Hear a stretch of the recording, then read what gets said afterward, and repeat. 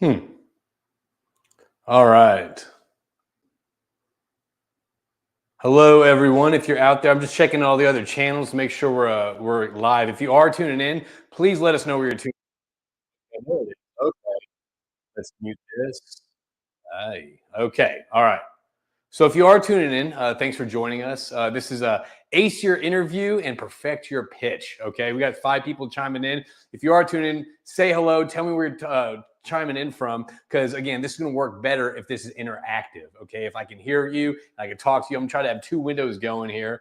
We're doing this on. Let's see. Okay, yeah, we're going live. Let's go live. Perfect. Okay.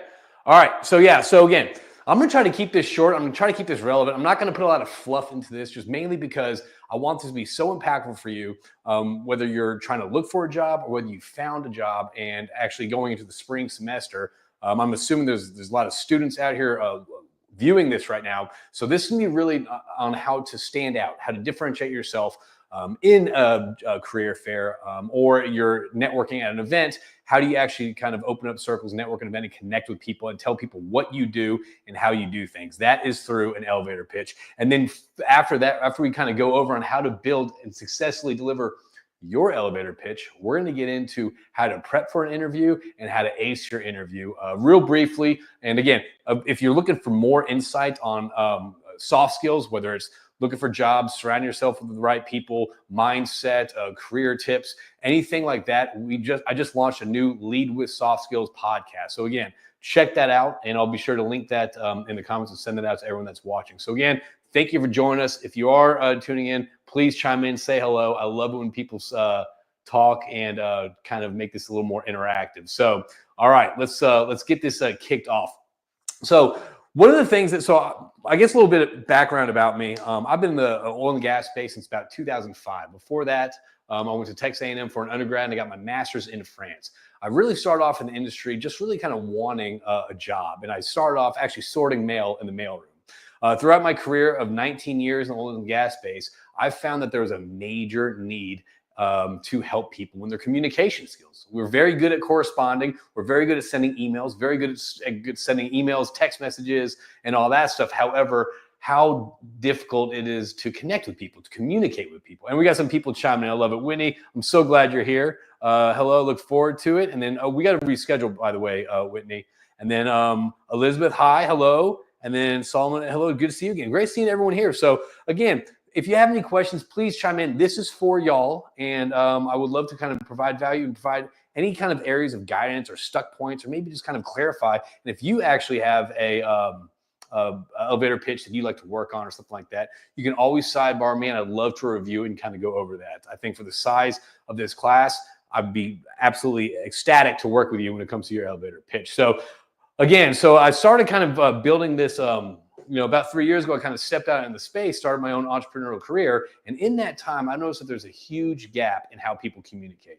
Not just students. I don't think this is just students and university students, but this is actually founders of companies. This is successful people in my eyes that I view as successful. They have a very difficult job communicating when it comes to either about their product, about their services, or even about themselves. Just because you're at any stage in your career, that doesn't mean that you shouldn't be continue to work on your communication skills, your soft skills.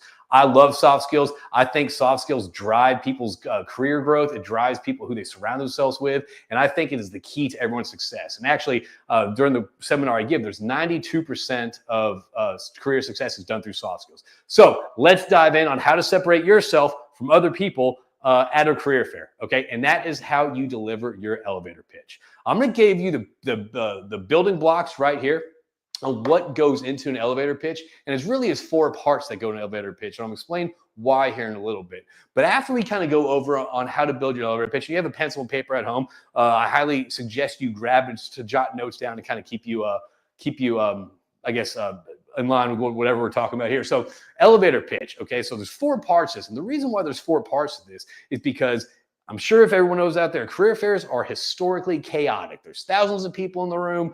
Recruiters are on their feet for 7 to 9 hours at a time, building the station, talking to hundreds of applicants, and then tearing it down. Then they have to go do these networking events after. probably meet a lot of people. So how do you actually stand out from the crowd? This is an elevator pitch. So it's building blocks in case you get interrupted, in case someone catches the eye of the recruiter you're talking to and they glance off, or someone comes in and kind of interrupts you. You know where to jump back in your elevator pitch versus starting all over and sounding kind of like a repeating tape. So, all right, this is how we're going to dive in. The first step in this, and I always think about this as kind of as a puzzle piece, okay? The first step, let me try to move this over here. And this is the first time I'm actually utilizing the board, but I'm kind of digging this. All right, and Lead with Soft Skills, the podcast, I utilize this board as well. And I'm kind of liking this whole teacher feeling. So, all right.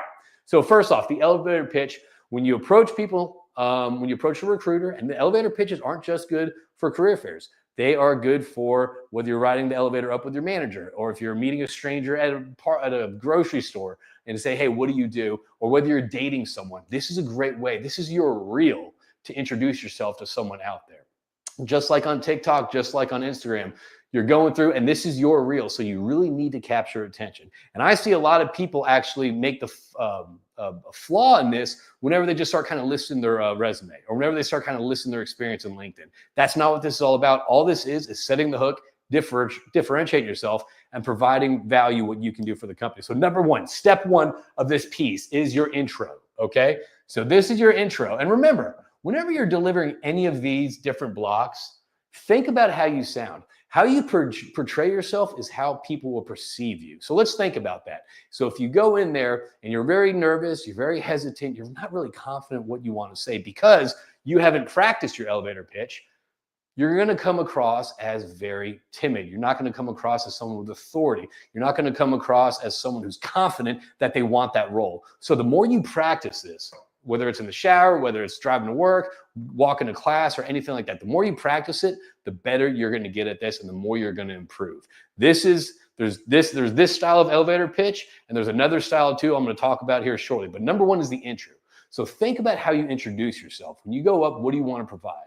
You want to provide your name, a little bit about you, and if you're a student, put in there kind of what you want to do. Okay, so again, I'm going to pretend I'm a student at Texas A&M or Oklahoma University. I think there's a couple of OU cats watching right now. So I'd go up. Hi, my name is JP Warren. I'm a senior petroleum engineer at Oklahoma University, and I'm an aspiring drilling engineer. Okay, so you're introducing who you are, a little bit of background, and that's it. You're not listing a long thing. This is your hook. This is your reel. In 60 seconds or less, you're going to give them why they want to talk to you and why they want to continue to pursue you. Okay, so your intro. Work on it, smile, be energetic. I always talk to people that how we use our body language and is 55% how we communicate, and how we use our pitch and tone is 38% how we communicate.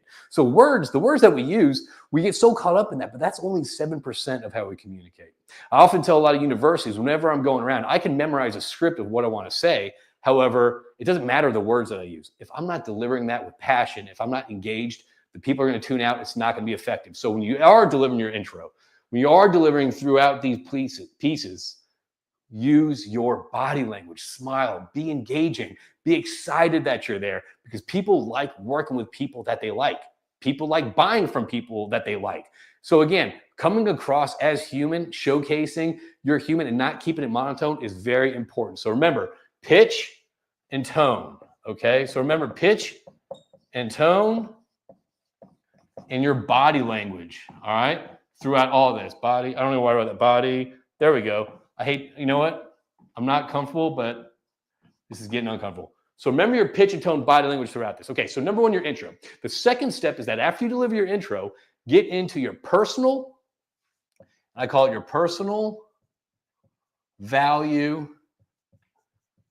add.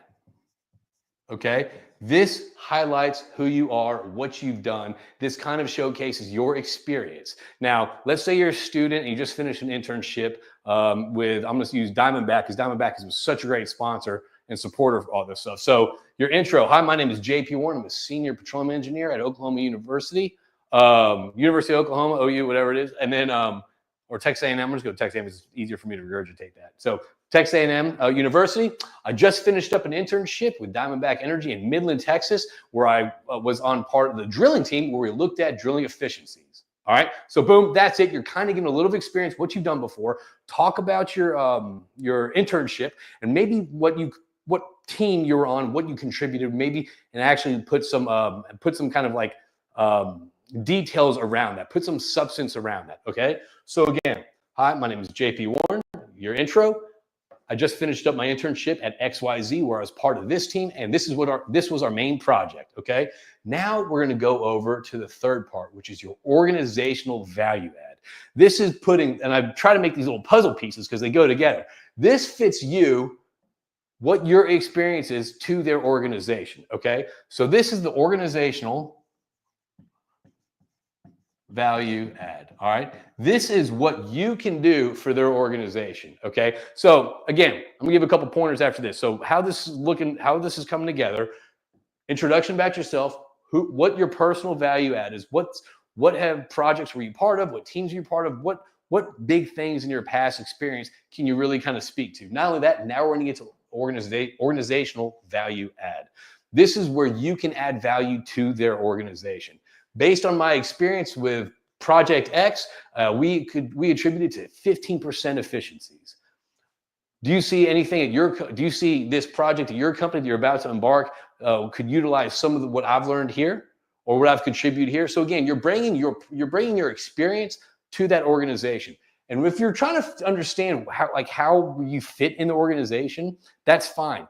Doing a little homework, doing a little research before about the company helps. So if you find out the company acquired a company, or if you found out the company is using this new technology or whatever, you can actually utilize that to speak that. Hey, since you're utilizing this new technology, I'm seeing if any efficiencies would come into play with your company from my previous experience. Okay. So your intro, your personal value add, that's what you've done. That's your experience. Here's my organizational value add, my experience. How can this help your group? How can this help your company? How can this help your team? All right. And then the fourth one, and this is the one that a lot of people don't practice, but I think this is probably just as important as your intro. This is your conclusion. It's not how you start out, it's how you end up, right? So this is your conclusion, okay? Conclusion. This is where you wrap up, and you also take action, okay?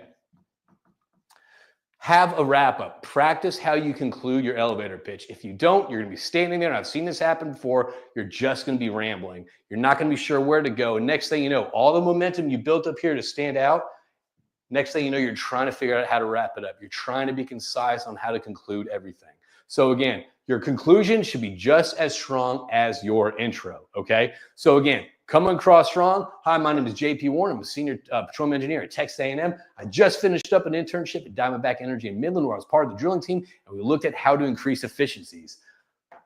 Through that project, we increased efficiencies by 15%. I see your company's about to pick up some drilling rigs. Do you see anything where I can maybe add some value into that to increase efficiencies? Hey, I appreciate it. Thank you for your time. I know it's busy here, and I just want to kind of get your contact from you so I can maybe follow up with you next week to see what the opportunities are. Thank you very much for your time. So that was quick. That was kind of an overview. I'd actually dive into that. I don't know if I've done a podcast on this yet with Lead with Soft Skills, but if not, I will do one. All right. So your elevator pitch, think about how you are being perceived.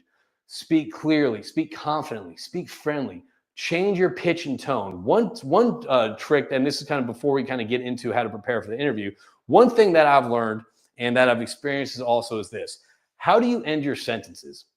This is something to think about, how you're actually engaging and how you're ending your sentences. Sometimes when we have a lot of anxiety, our heart's beating fast, and we have the blood going, the adrenaline's really blowing and going, we end our sentences in upspeak. All right. The end of our sentences go up versus down. You want to and the sentences go down. Let me explain that in a little bit. Okay. Whenever you're talking and you're ending your sentence on a high note, hey, I really want to work for your company. I'd make a great addition to your team. All that's doing, that does not portray confidence, does not portray any authoritative stance, and does not portray that you're real capable of what you're saying. Okay. However, if you end your sentences on a down note, hey, I'd really like to work for this team. I'd be a great contributor, part of your organization. That communicates confidence and authority. So how you finish your sentences is extremely important. Practice working on that. And honestly, with all of this, the entire elevator pitch, practice on every single one. The more you practice, and again, soft skills is a skill set. A skill set, just like learning how to bake, playing pickleball, playing golf. It's something that can be learned, practiced, and mastered. The more you practice your intro, the more you practice your personal value add, your organizational value, and your conclusion, the more confident you're going to be. Couple notes, do research about the companies. And also, another thing is this. I was talking to a couple of leaders, a couple of recruiters, and all that stuff. Whenever they say, do you have any questions? Have 1 to 2 questions in your back pocket ready to ask them, okay? Don't stand there like the conversation's over because it goes nowhere. So have your questions ready in your back pocket, ready to throw out there. And when you are having these conversations with these recruiters, be active in your listening skills. Be an active listener, okay? Repeat what they're saying. Be engaged. Be curious about what they're saying, all right? Don't think about what you're going to say. Far too often, conversations and the flow of conversations stop because you're always worried about, okay, well, I got to say something now. I got to think about what I'm saying. I got to prep what I'm saying. What the natural thing that you will say will come very naturally once you are engaged in active listening. So again, have a couple questions ready to go at your back pocket that you can ready to throw out. Okay, so that's it for when it comes to your elevator pitch. Does anyone have any questions on building your elevator pitch on any of these building blocks right here? Anyone?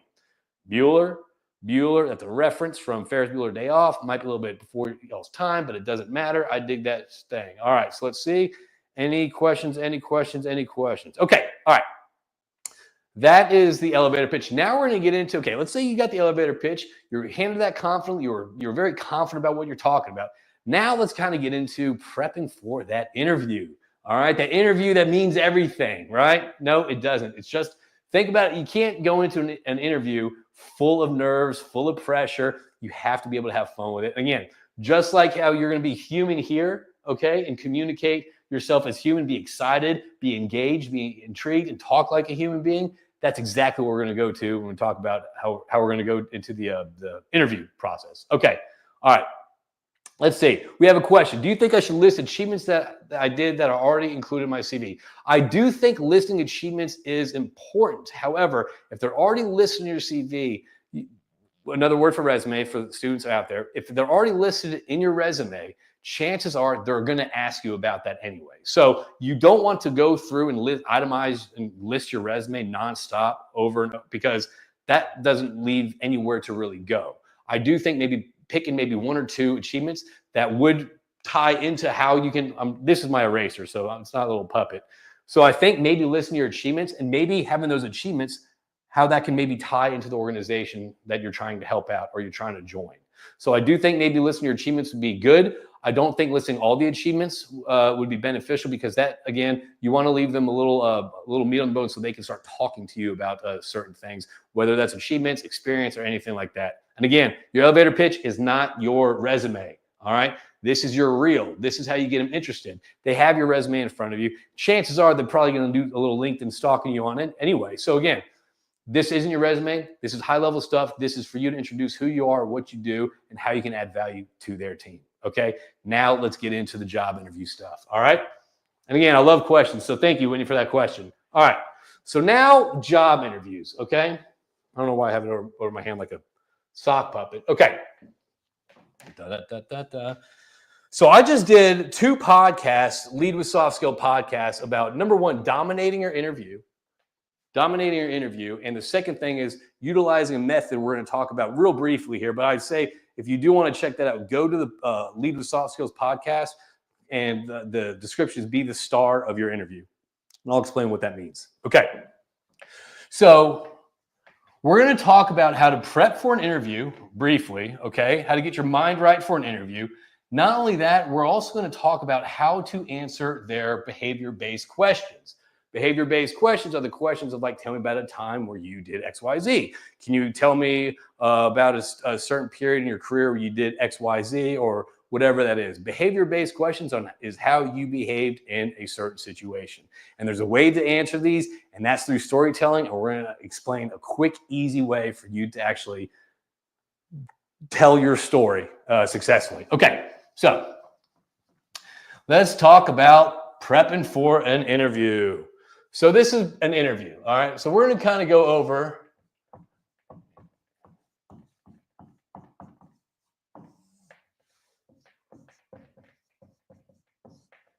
Pre, during, and post.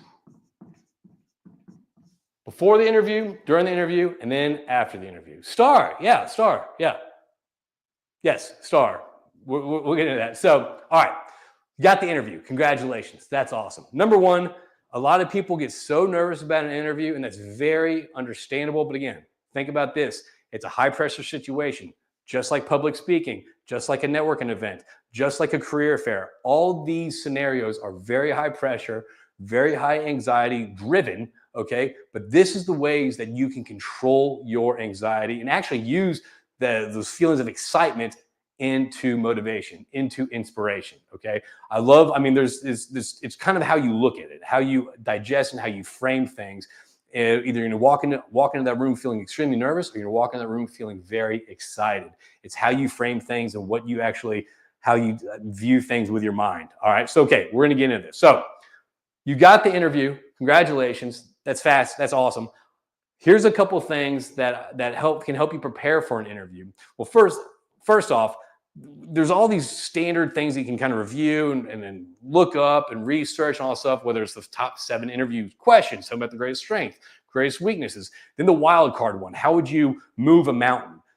All this does is showcases how you can think on your feet. But let's talk about what to do before the interview.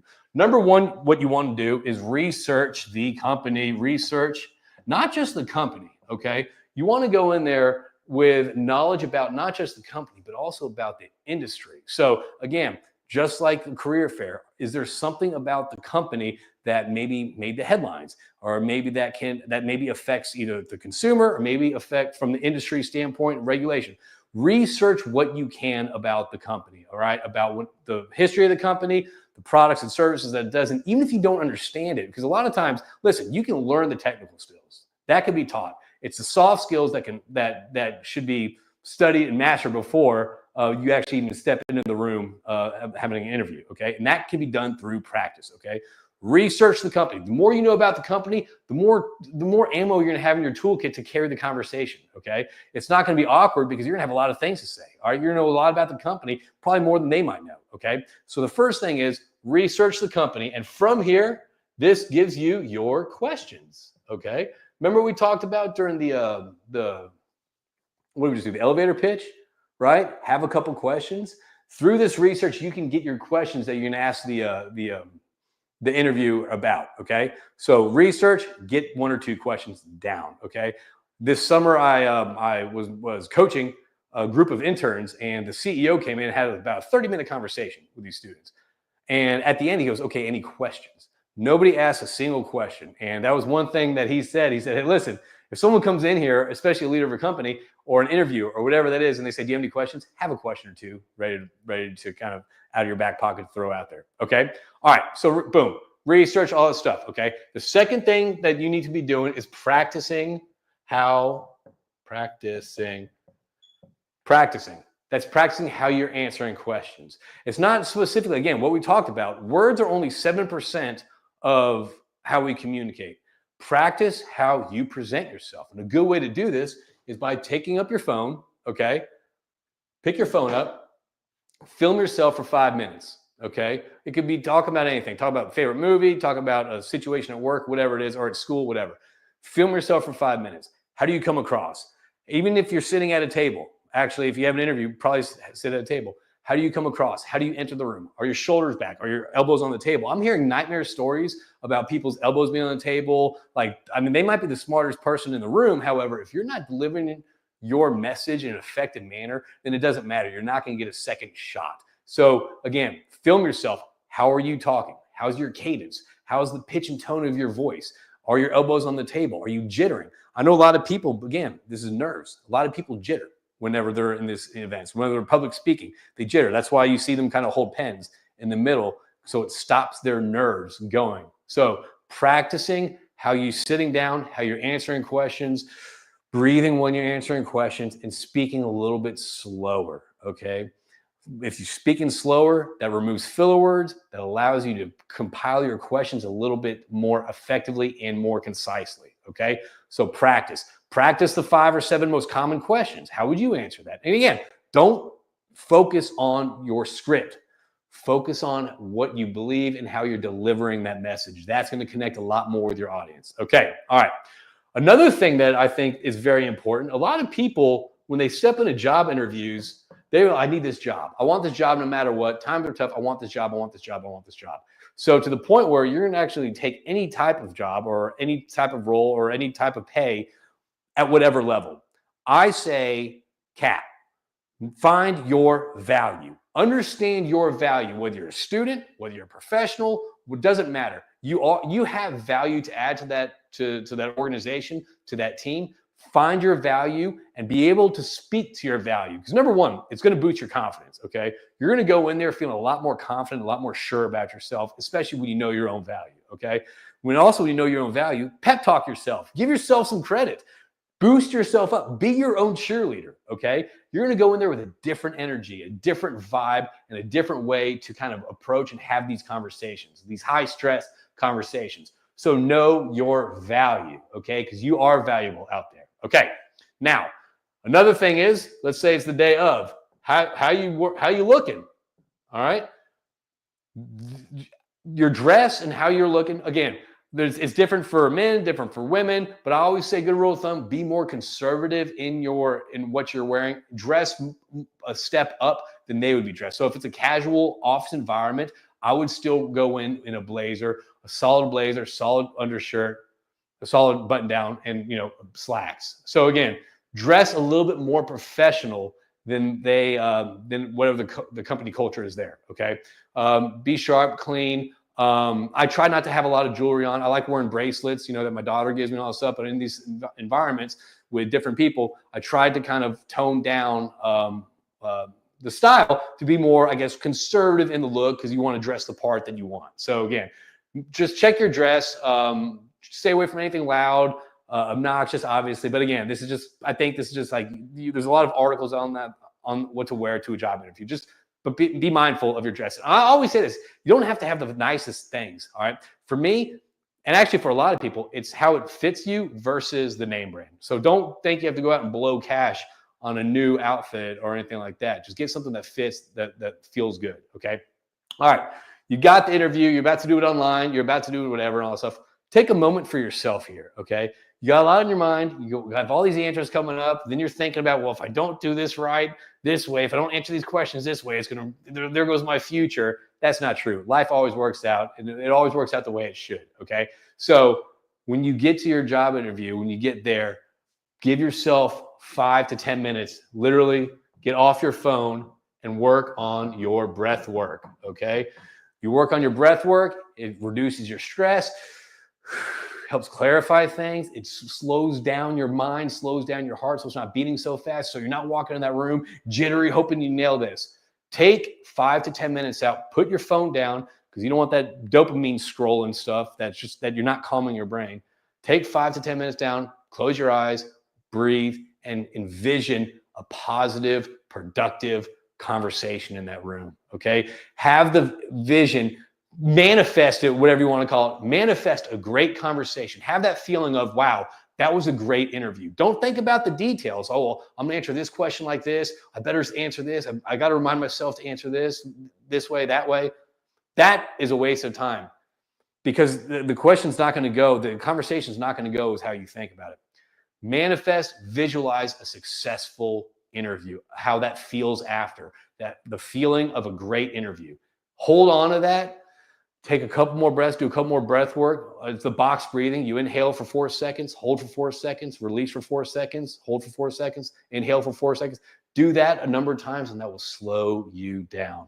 And when you're a little bit slower, your brain's working a little bit better. It's processing things, and you're able to answer questions a lot more clear. Okay, during the interview, this is something we just talked about. Make sure your body language is in check, okay? And I'm actually going to throw this out there. Yeah. So think about, and honestly, one thing to do is think about people that you actually look up to and admire. Think about people like whether business leaders or whether they're tycoons of industries or even professors that you have that are really inspiring and motivating, okay? Chances are how they're delivering their message is far more important than the words they are using, okay? So again, your body language is 55% on how we communicate. That's just human nature, okay? Again, we got very good at corresponding, not at communicating. So position yourself and as confident, okay? Have your body language showing that you're confident. Even if you don't feel it, fake it. There's a certain sense of faking it till you make it. That's true, all right? Again, whenever I take the stage or talk in front of universities, I'm extremely nervous, all right? However, I slow down, do my breath work, I visualize a good productive seminar, and I start utilizing my body language, my pitch and tone, because that's what holds people in. So your second thing is to focus on is your pitch and tone, okay? Far too often I talk to a lot of students, and whenever I am talking to them, it's very stoic, very monotone, very quiet, very, hey, yeah, I really would very interested in this. I'd like to do this. This is my dream job. That's your dream job? Act like it's your dream job. Be excited. Have your pitch and tone fluctuate to match your words, to match your excitement about this potential job, okay? Again, showcase that you're human. Be positive. Have a great attitude, okay? Even if this is your 100th interview and you've had no luck, even if your last job was a complete boondoggle and it just was a complete dumpster fire, having a good attitude is extremely important. And that goes far beyond a lot of times in how we answer the questions, okay? A good attitude cannot be taught, okay?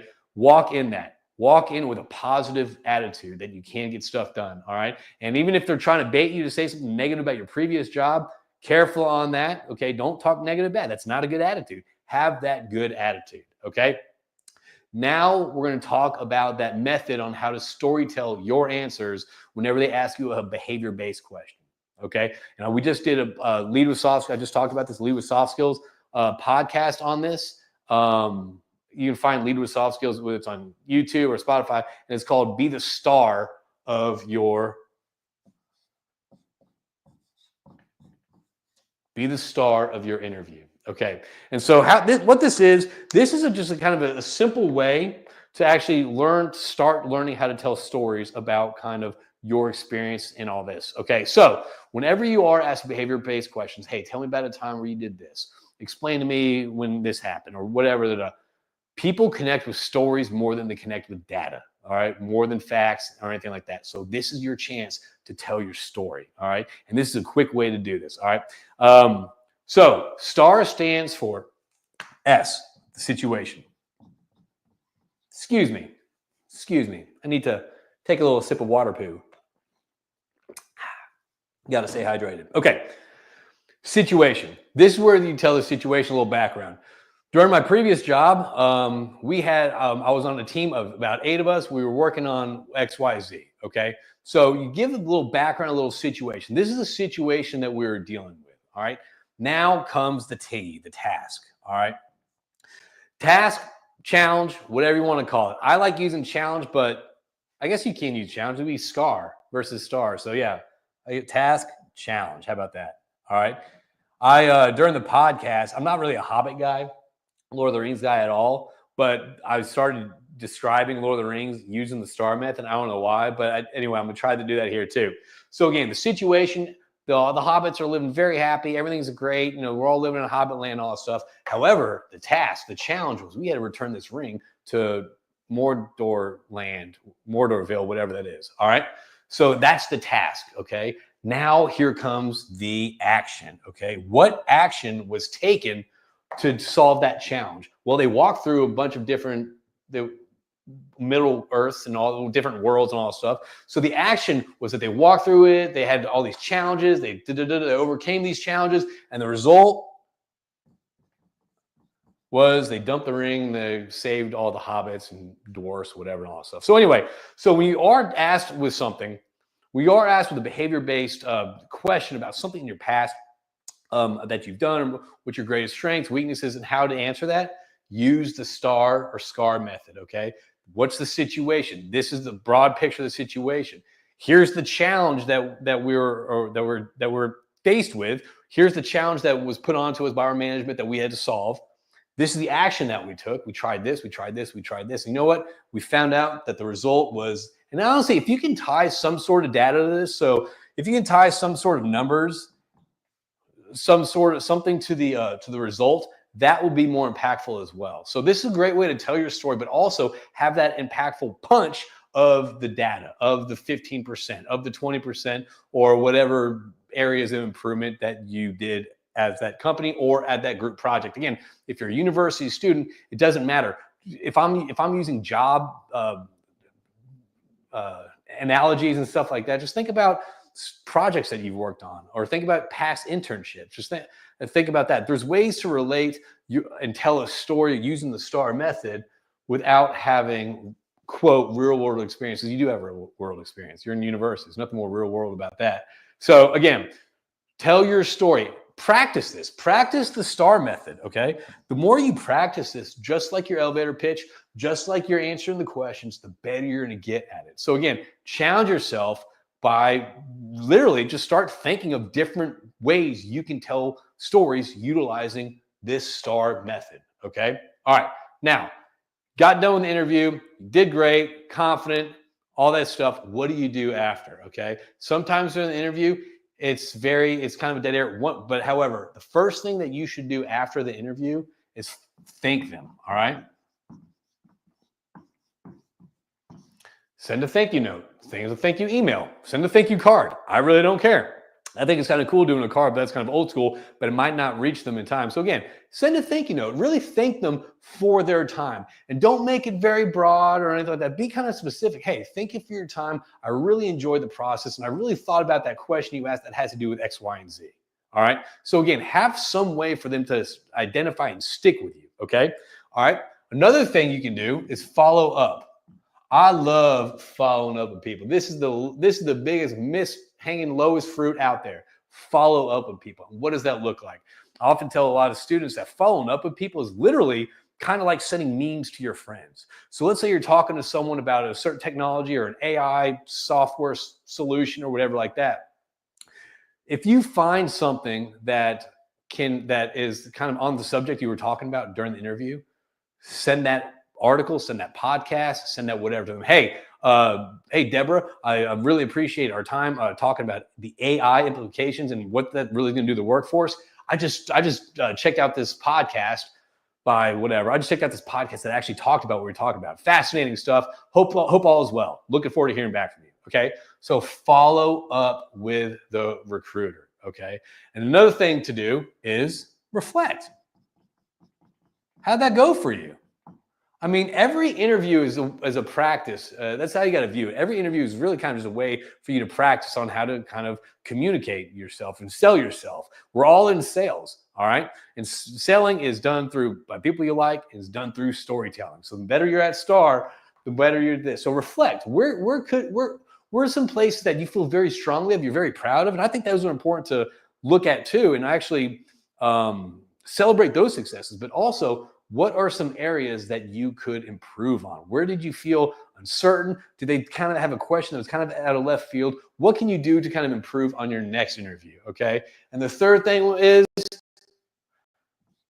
relax, okay? Relax. This one job interview is not going to make you. This one job interview is not going to doom or gloom you. This one job interview, that's all it is. It was an experience that you had. So again, relax, move forward. You did the best you could. And if you didn't do the best you could definitely do steps before your next interview to deliver a better conversation. And that's doing your pre-work, and your during, and while you're there, your body language, how you're communicating. So again, relax, okay? And again, don't take it personal. Sometimes they're going to select a candidate that makes no sense in your mind versus you. And you're not going to know why. Don't take it personal. Okay, that's a company decision. Business is business, whatever that is. You cannot hold yourself personal to other people's decisions, especially when you have no idea on why they're making these decisions. So again, move forward, have fun. Just because you have one interview, that doesn't matter. All right, keep trying to build up interviews and continue to seek out your networks and try to find those job opportunities. So again, that's all that we have today. I am excited though. So this past semester, I talked a lot about building an elevator pitch, communicating with confidence. The second step of that, for the spring semester, I'm going to be building kind of how to navigate the company offices. I'm going to get into a little more of the job interviews and how to navigate that. But it's also going to be, once you do have that job, how do we act in the corporate office? How do we network? How do we build out our network? How do we be a contributor team? So once that internship's done, they're going to be wanting to hire us versus just kind of release us back into the university. So that's what I'm excited about the spring semester. And also, if you're interested, I'm in the process of launching a mentorship leadership development program. This is called Bridge Builders. And what I'm trying to do is connect I'm starting off, okay? Connect engineering background students with engineering professionals, all right? And what that looks like, you can go on, actually, I'll put the website here, connectioncrew.com. And I'm pretty excited about this. So boom, that's Bridge Builders. That's kind of in the chat. So what that is, here you go. Yeah, future leaders. So what this is, I'm very excited about this because after going to all these universities, I feel that there's a huge breakdown on how this industry recruits the next generation. Usually it comes in like the Matrix. They'll just take top 10% of people and kind of move on. What I'm trying to do here, this is not about, and again, here's the website here. What this is really to connect aspiring, eager, ambitious students with energy industry professionals, okay? And what that looks like, I'm asking for an hour every 2 weeks of everyone's time, okay, where you can call and connect, talk about your growth, talk about challenges that you have. Not only that, hear from the professionals what challenges they have and how they navigate that. Every month, we're going to have probably an hour-long webinar. We're going to be going over soft skills, stuff like this, where we're going to have whether it's how to navigate elevator pitches, dress for success, communication, how to do public presentations, how to present to the board your final internship presentation. So I'm excited about this mentorship. The best way to describe it is kind of like a Big Brothers Big Sisters program. This is kind of the inspiration about this. There's a lot of students out there that don't have the opportunity to make these connections, these networking connections, and that's what this is all about. So if you're interested, check it out. Apply. And if you are a company looking at this, we obviously need some way to monetize this to kind of keep this funded and rolling. So check it out and let's talk. So I want to thank everyone out there for tuning in on this Wednesday night. I kept it a little bit over 30 minutes, but I'm open for some Q&A if anyone has it. But again, I just appreciate your time being here. And I also appreciate y'all just kind of taking the time out to really kind of improve yourselves when it comes to whether it's career fairs, job interviews, and all these things that are very high anxiety based. All right. So, okay. I have roughly 10 interviews is coming up a week to land my dream job. We'll utilize all these tips and give you an update. Hey, Whitney, if you like, reach out to me to prep anything. If you love to go, if you kind of want to go over something that you're concerned about, reach out. I'd love to be a resource for this. All right. And I'll check it out. Yeah. So again, you can check out all the interviews on Lead with Soft Skills. Let me see if I'm gonna go to that, and I'll put this here. And again, I'm going to be putting out a lot of different content when it comes to kind of building your soft skills to kind of help you navigate, whether it's networking, building your network, being around people that you should be around. So I want to thank everyone out there. Without further ado, I am looking forward to kind of getting out to university. So I might need your help to connect me with people at universities to have this second seminar when we're going around talking about navigating corporate offices, nailing the job interview, and other different soft skills. So thank y'all. If you have any questions, please reach out to me. I'd love to answer them. And I just want to thank you for your time and good luck out there. And remember, practice your elevator pitch, not just for career fairs, but for every single walk of life. You need an elevator pitch. All right. So y'all be good. And remember, change your minds. Don't be nervous. Don't be anxious. Be excited. Do that with deep breaths and visualizing a successful outcome. Whitney, successful outcome. I'm visualizing it. You too. All right. We'll talk to you soon. And thank you all.